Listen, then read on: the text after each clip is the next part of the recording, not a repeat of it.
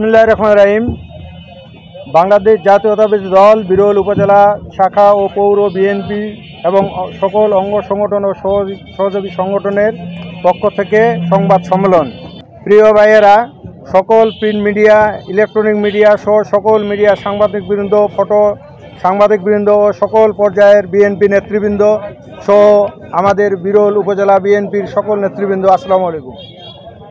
সম্মানিত সাংবাদিকবৃন্দ, আমরা 3/11/25 তারিখে গুলশান বিএনপি চেয়ারপারসন কার্যালয়ে বিএনপি ভারপ্রাপ্ত চেয়ারম্যান জনাব তারেক রহমানের সভাপতিত্বে স্থায়ী কমিটির নির্বাচনী সভায় আসন্ন ত্রয়োদশ জাতীয় সংসদ নির্বাচনে অংশগ্রহণের নিমিত্তে দলের মহাসচিব জনাব মির্জা ফখরুল ইসলাম আলমগীর স্যার সমগ্র বাংলাদেশ জাতীয়তাবাদী দল বিএনপির এমপি প্রার্থী হিসাবে 237 জনের নাম ঘোষণা করেন।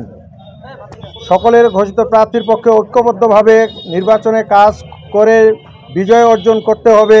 তারই ধারাবাহিকতায় বাংলাদেশ 7, দিনাজপুর 2 বিরল বোচাগঞ্জ এমপি প্রার্থী হিসাবে জনাব আলেদ সাদিক রিয়াজ পিনাক চৌধুরীর নাম ঘোষণা করেন। প্রিয় সাংবাদিক ভাইয়েরা, অত্যন্ত পরিতাপের বিষয়, কেন্দ্র ঘোষিত সিদ্ধান্তকে অনেকেই এটাকে সহ্য না করতে পারে। তারা বিভিন্নভাবে এই বিরল এবং অন্যান্য প্রত্যন্ত অঞ্চলে তারা এই কেন্দ্রীয় ঘোষিত আমাদের আলেদ সাদিক রিয়াজ পিনাক চৌধুরীর ঘোষিত প্রার্থীকে তারা না মানে বিভিন্নভাবে এই উপজেলায় বিশৃঙ্খলা সৃষ্টি করতেছে। কাজের অন্তরালে আমরা মনে করি যে কয়েকজন, হামিদুর রহমান সাবেক সাধারণ সম্পাদক, মিজানুর রহমান সহ অনেকেই এর সঙ্গে জড়িত আছে আমরা মনে করি, এবং সাধারণ নিরীহ জনগণকে, বিশেষ করে আমাদের বাংলাদেশ জাতীয়তাবাদী সহ অন্যান্য সমর্থিত লোককে বিভিন্নভাবে তারা বিপদগামী করে আমাদের এই দলীয় শৃঙ্খলা ভঙ্গের কার্যক্রমে লিপ্ত আছেন। প্রিয় সাংবাদিক ভাইয়েরা, আপনারা জানেন আলেদ সাদিক পিনাক চৌধুরী গত 18 সালে তিনি নির্বাচন করে বিএনপির মনোনীত প্রার্থী হয়ে নির্বাচন করেছেন, এবং আজকের এই প্রার্থী ঘোষণায় 2026 সালে উনি আমাদের বিরল বোচাগঞ্জে বাংলাদেশ জাতীয়তাবাদী দলের প্রার্থী হিসাবে ধানের শীষ মার্কা নিয়ে নির্বাচন করবে, এবং এই নির্বাচনে আমাদের বিরল উপজেলা বিএনপি সহ সকল অঙ্গ সংগঠন আমাদের এই ধানের শীষ মার্কা নিয়ে আমরা বিভিন্ন প্রোগ্রামে কাজকাম চালিয়ে যাচ্ছি, এবং আমাদের সঙ্গে সকল স্তরের জনগণ আমাদের সঙ্গে একাত্মতা ঘোষণা করে আমরা যে কার্যক্রমগুলো করতেছি আপনারা সহ সকলেই আপনারা অবগত আছেন, এবং আমাদের বাংলাদেশ জাতীয়তাবাদী কেন্দ্রীয় দলের স্থায়ী কমিটি সহ মির্জা ফখরুল ইসলাম আলমগীর সহ আমাদের এই কার্যক্রমকে স্বাগত জানিয়েছেন। আপনারা জানেন আমরা নিয়ম শৃঙ্খলার মধ্য দিয়ে আমাদের বাংলাদেশ জাতীয়তাবাদীর আদর্শকে ধারণ করে আমরা এখানে ধানের শীষকে একত্রিতভাবে কাজ করে আমরা বিজয় অর্জন করব ইনশাআল্লাহ। আপনারা জানেন যে সঠিকভাবে যদি নির্বাচন হতো তাহলে এই 2018 সালেই আমাদের মনোনীত প্রার্থী আলেদ সাদিক রিয়াজ চৌধুরী বিজয় অর্জন করত, এবং আমরা মনে করি যে আমাদের স্থায়ী কমিটির যে নির্বাচনী আমাদের বিরল এবং বোচাগঞ্জের প্রার্থীকে যিনি ঘোষণা করেছেন তারা সঠিক সিদ্ধান্তই দিয়েছেন, এবং এই সিদ্ধান্তের সঙ্গে সকলকে ঐক্যমতে কাজ করার জন্য বিরল উপজেলা বিএনপি আপনাদেরকে স্বাগত জানাচ্ছি, এবং আমাদের সঙ্গে কাজ করে আমরা যারা এই সিদ্ধান্তকে মেনে নিতে পারে না আমরা অতি শীঘ্রই তাদেরকে ডাকে ঐক্যমতের ভিত্তিতে কেন্দ্রীয় ঘোষিত যে কার্যকলাপ আমাদের সাংগঠনিক যে কাজ সেই সাংগঠনিক কাজ চালিয়ে যাব, এবং নির্বাচনের যে প্রচারণা এর ইতিমধ্যেই আমরা চালু করেছি। ধানের শীষের মার্কায় ভোট দেওয়ার জন্য সকল স্তরের জনগণকে আহ্বান। আমাদের ভারপ্রাপ্ত চেয়ারম্যান তারেক রহমান আমাদের সকল যারা মনোনয়ন প্রত্যাশী তাদেরকে নিয়ে ভার্চুয়ালে মিটিং করা হয়েছে। সেখানে উনি পরিষ্কারভাবে বলছে যে আমি হয়তো সকলকেই খুশি করতে পারবো না, আমি তো একজন কাকে মনোনীত করব। সেখানে সকলকে একত্রিতভাবে মনোনীত প্রার্থীকে আমাদেরকে বিজয় করে আনতে হবে, এই অঙ্গীকার সবাই দিয়ে দিয়েছে। এবং সেই হিসাবে আমরা মনে করি যারা এই সিদ্ধান্তকে সঠিক মনে করে না, আমরা তাদের সঙ্গে ইতিমধ্যেই আলাপ আলোচনা শুরু করেছি। আমার পাশে পৌর বিএনপি সাধারণ সম্পাদক আছে, হ্যাঁ, উনিও এটার সঙ্গে একমত হয়ে আজকে এই সাংবাদিক সম্মেলনে আমাদের সঙ্গে আছে। আমরা আশা রাখি আমাদের বিপক্ষে যারা অবস্থান নিছে খুব অল্প সময়ের মধ্যে একাত্মতা ঘোষণা করে আমরা এই বিরল এবং বসাগঞ্জকে ঐক্যবদ্ধভাবে কাজ করে আমরা বিজয় ছিনিয়ে নিয়ে আসি। এবং আমাদের সঙ্গে যে সমস্ত প্রার্থী যেগুলো আছে সকলেই শক্তিশালী এবং একত্রিতভাবে কাজ করার যে আমরা আহ্বান, আমাদের প্রার্থী ইতিমধ্যেই আমাদেরকে নির্দেশনা দিয়েছে যে তাদের সঙ্গে যোগাযোগ করে আমরা যেন সকলেই মিলে ঐক্যবদ্ধভাবে আমাদের ধানের শীষকে যেন বিজয় নিয়ে আসতে পারি এবং ইনশাআল্লাহ আমাদের সঙ্গে সকলেই থাকবে এই আশা আমার মনে করি। 18 সালে উনি নির্বাচন করেছিলেন, ওই 18 সালের নির্বাচন থেকে শুরু করে অদ্যাবধি উনি মাঠে আছেন।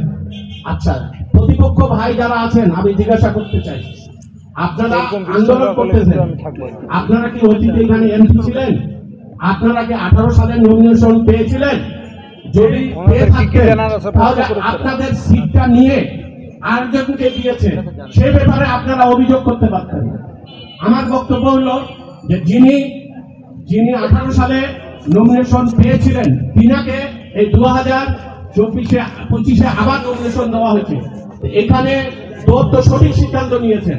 আচ্ছা, তারপর আরেকটা কথা, আপনারা এই জায়গাতে আপনারা দেখেছেন আমাদের প্রতিপক্ষ নেতারা বক্তব্য রেখেছিলেন যে যারাই ধানের শীষ নিয়ে আসবেন তারাই ওরা ধানের শীষের পক্ষে ভোট করবে। যদি পিনাক চৌধুরী নিয়ে আসে আমরা পিনাক চৌধুরীর পক্ষে ভোট করব, যদি আমরা কেউ নিয়ে আসি পিনাক চৌধুরী তাদের সাথে একাত্মতা ঘোষণা করেছেন, ধানের শীষ যে নিয়ে আসবেন আমরা তার পক্ষে থাকবো এবং সবারই কথা তাই ছিল। কিন্তু এখন কি হচ্ছে, এখন ধানের শীষ পেয়েছেন পিনাক চৌধুরী, তিনি নমিনেটেড হয়েছেন, এখন উনারা আন্দোলন করার কোন যুক্তি কি থাকে? আপনারা সাংবাদিক ভাই, আপনাদের কাছে বিচার থাকলো, আপনারা প্রয়োজনীয় ব্যবস্থা গ্রহণ করবেন এবং আপনাদের ফোরামের সঠিক যে নির্দেশনা, সঠিক যে কাজ করব সেগুলো তুলে ধরবেন, এই আশা করছি আপনাদের কাছে। আমাদের সভাপতি সাহেব কিছু বলবেন? আরে ওনার প্রশ্ন করা কিছু থাকলে দেখতে না পারো, শেষ করতে। এই জামাত ইতিপূর্বে আমাদের সাথে 4 দলীয় ধানের শীষ নিয়ে ওনারা ইলেকশন করছেন। অবশ্য প্রতিদ্বন্দ্বী থাকবে, কিন্তু আমার বিশ্বাস আমরা বিরলবাসী ঐক্যবদ্ধ আছি। ইনশাআল্লাহ আগামীতে আমাদের ধানের শীষ বিজয় হবে। আমাদের যারা প্রতিপক্ষ আছে আমরা প্রতিপক্ষ মনে করি না, আমাদের দলের লোক মনে করি, কিন্তু তারা যে এভাবে আন্দোলন সংগ্রাম করতেছে এটা আসলে তাদের ব্যক্তিগত আন্দোলন সংগ্রাম, এর সঙ্গে দলের কোনো নেতা কর্মী কিংবা কোনো হাইকমান্ডের কোনো নির্দেশ নেই। এখন আমাদের সবার কথা ছিল, যেমন আমি ওই দলে ছিলাম, ওদের সঙ্গে কাজ করতাম, কিন্তু আমাদের কথা ছিল যে নমিনেশন যিনি দিবে তারেক রহমান যাকে দিবে আমরা তার হয়ে কাজ করবো। তো আজকে দলের হাইকমান্ড তারেক রহমান যিনি পিনাক ভাইকে নমিনেশন দিয়েছেন, আলহামদুলিল্লাহ আমরা তাৎক্ষণিক পৌর বিএনপি নেতৃবৃন্দ সহ সবাই ওনার সঙ্গে কাজ করতেছি এবং আমরা মনে করি আমাদের ঐক্যটাই দরকার। এখানে আমরা ওই যে রাস্তা যেগুলো অবরোধ করতেছে, এখানে জনগণের ভোগান্তি হচ্ছে, প্লাস আমাদের ভোটের সমস্যা হচ্ছে, ভোট নষ্ট হচ্ছে।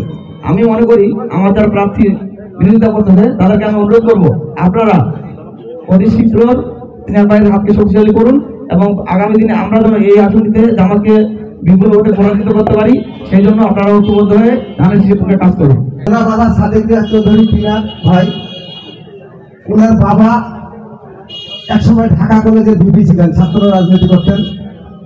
তারপর উনি দিনাজপুর জেলা পরিষদের চেয়ারম্যান ছিলেন, উনি দিনাজপুর জেলা আইনজীবী সমিতির একাধিকবার সভাপতি ছিলেন, উনি দিনাজপুর জেলা বিএনপির সহসভাপতি ছিলেন এবং আমাদের আজকের যিনি নমিনেশন নিয়ে আসছেন জনাব সাদেক রিয়াজ চৌধুরী পিনাক ভাই, তিনি বোজাগঞ্জ উপজেলা বিএনপির সভাপতি ছিলেন এবং বিএনপির অত্যন্ত দুর্দিন 2018 সালে তিনি বিএনপির নমিনেশন নিয়ে আমাদের এই বিরল বোজাগঞ্জে এসেছিলেন।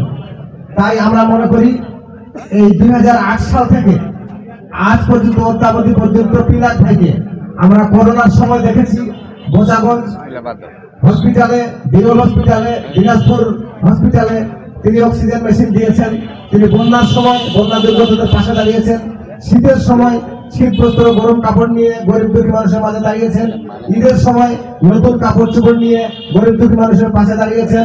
এবং আমরা যারা 2013 সাল থেকে মামলা সাফা করে আসতেছি, তিনি আমাদের কোর্টের বারান্দায় গিয়ে ঘন্টা পর ঘন্টা দাঁড়িয়ে থাকতেন, জেলখানায় আমাদের খোঁজখবর নিয়েছেন এবং আমাদের পারিবারিক ভাবে তিনি খোঁজখবর নিয়েছেন। এই জন্য আমি মনে করি আলাপ সাদিক রিয়াজ চৌধুরী পিনাক ভাই এই আসনের জন্য যোগ্য প্রার্থী। আর আপনি যে প্রশ্নটি করেছেন সেটি হচ্ছে জেনারেল মাহবুব সাহেবের সঙ্গে তিনি দেখা করেছেন কিনা। জেনারেল মাহবুব সাহেব আপনারা হয়তো জানেন কিনা, জেনারেল মাহবুব সাহেব অত্যন্ত অসুস্থ। তিনি নমিনেশন পাওয়ার পরেই জেনারেল মাহবুব সাহেবকে ওনার ওয়াইফকে ফোন করেছিলেন। তিনার ওয়াইফের সঙ্গে তিনার কথা হয়েছে এবং তিনি বলেছেন যে জেনারেল মাহবুব সাহেব অত্যন্ত অসুস্থ, উনি এই সিটে কোথায় নির্বাচন করার মতো তিনার শারীরিক ফিটনেস নাই, তাই এই আসনের জন্য যাকেই ভালো হয় এবং পিনাক ভাইকে তিনি সাধুবাদ জানিয়েছেন, স্বাগত জানিয়েছেন। এবং তিনি বলেছেন তিনি নমিনেশন পাওয়ার পর সঙ্গে সঙ্গে এসেছেন এবং কথা হয়েছে ওনার সঙ্গে যে ঢাকা গেলে উনি তার সঙ্গে দেখা করবেন। আর সতীশ বাবুর সঙ্গে যে কথাটি, আমাদের কেন্দ্রীয় একটা নির্দেশনা আছে, আপনারা হয়তো জানেন যে আওয়ামী লীগের ক্লিন ইমেজের যারা লোক, যারা আওয়ামী লীগ ক্ষমতায় থাকাকালীন সময় কোনো মামলা হামলা দিয়ে কাউকে হয়রানি করেনি, কোনো সন্ত্রাসী চাঁদাবাজি রাহাজানি এই সমস্যার সঙ্গে জড়িত ছিল না, কোন রকম কোনো অপকর্মের সঙ্গে জড়িত ছিল না, সেই সমস্ত লোক যদি দলে আসতে চায় আমরা তাদেরকে দলে নিতে পারবো। আমাদের কেন্দ্রীয় একটি নির্দেশনা আছে। তাই আমরা মনে করি সতীশ বাবু আমাদের এখানে এমপি ছিলেন, তিনি এখানে মন্ত্রী ছিলেন, তিনি থাকাকালীন সময় আমাদের এই বিরল বোচাগঞ্জের কোন রকম কোন রাজনৈতিক মামলা হয়নি এবং তিনি কোনো প্রতিহিংসা রাজনীতি করতেন না। তাই তিনি একজন শিক্ষক মানুষ ছিলেন, ধনী মানুষ ছিলেন। তাই তিনি অসুস্থতার কথা বলে, তিনি অসুস্থ এই কথা শুনে তিনি সতীশ বাবুকে দেখতে গেছিলেন। এবং যে কথাটি হচ্ছে যে তিনি নমিনেশন পাওয়ার পরে দেখতে গেছেন, এই কথাটি সত্যি নয়। সতীশ বাবুকে তিনি দেখতে গেছেন আজ থেকে প্রায় 2 মাস আগে। এই ভিডিওটি এখন কে বা কাহারা আপনাদের সামাজিক যোগাযোগ মাধ্যমে ছাড়ছে এটি আমরা জানি না। এটি দেখা করতে গেছেন আজ থেকে প্রায় 2 মাস আগে। এবং আমি মনে করি একজন অসুস্থ মানুষ, একজন শিক্ষক মানুষ, একজন এমপি মানুষ, একজন মন্ত্রী মানুষ, সর্বোপরি একজন অসুস্থ মানুষকে দেখতে যাওয়া, আমার মনে হয় এটি কোনো রাজনৈতিক ঊর্ধ্বে থেকেই এটা চিন্তা ভাবনা করার দরকার, বা এটি একটি রাজনৈতিক শিষ্টাচারের মধ্যে পড়ে বলে আমি মনে করি।